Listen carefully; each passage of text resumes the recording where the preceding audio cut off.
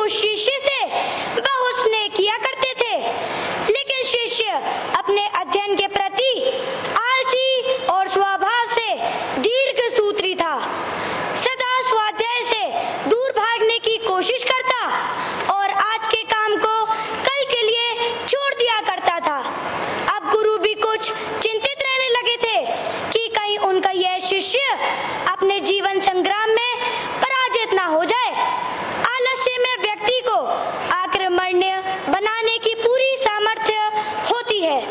ऐसा व्यक्ति बिना परिश्रम के ही फलोपभोग की कामना किया करता है। वह शीघ्र निर्णय भी नहीं ले सकता और यदि ले भी लेता है तो उस पर कार्यान्वित नहीं कर पाता है। यहाँ तक कि वह अपने पर्यावरण के प्रति सजग नहीं रहता है और ना भाग्य द्वारा प्रदत्त अवसरों को लाभ उठाने की कला में ही प्रवीण हो पाता है। उन्होंने मन ही मन में अपने शिष्य के कल्याण के लिए एक योजना बनाई। उन्होंने एक काले पत्थर का टुकड़ा उसके हाथों में देते हुए कहा, मैं तुम्हें यह काले पत्थर का टुकड़ा 2 दिन के लिए देकर कहीं दूसरे गांव जा रहा हूँ। जिस भी लोहे की वस्तु से तुम इसे स्पर्श करोगे वह स्वर्ण में परिवर्तित हो जाएगी।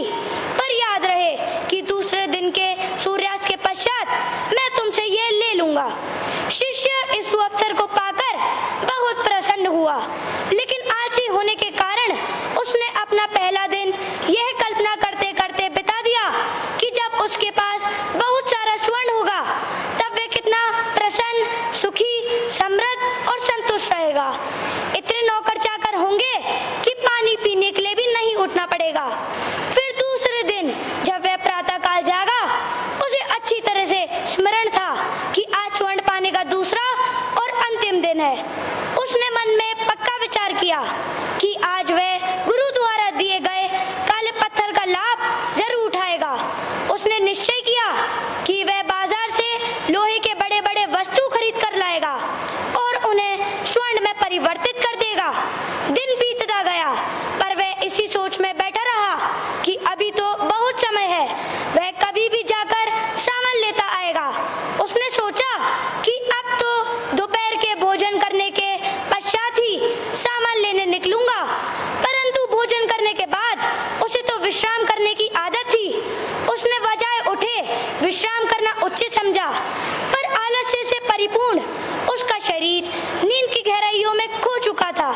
अब जब वह जागा तो सूर्यास्त होने को था। अब वह जल्दी जल्दी बाजार की ओर भागने लगा, पर रास्ते में ही उसे गुरुजी मिल गए।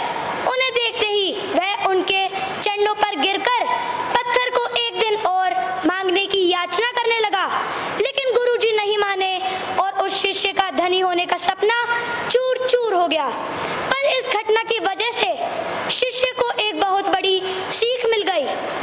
उसे अपने आलस्य पर पछतावा होने लगा। वह समझ गया आलस्य उसके जीवन के लिए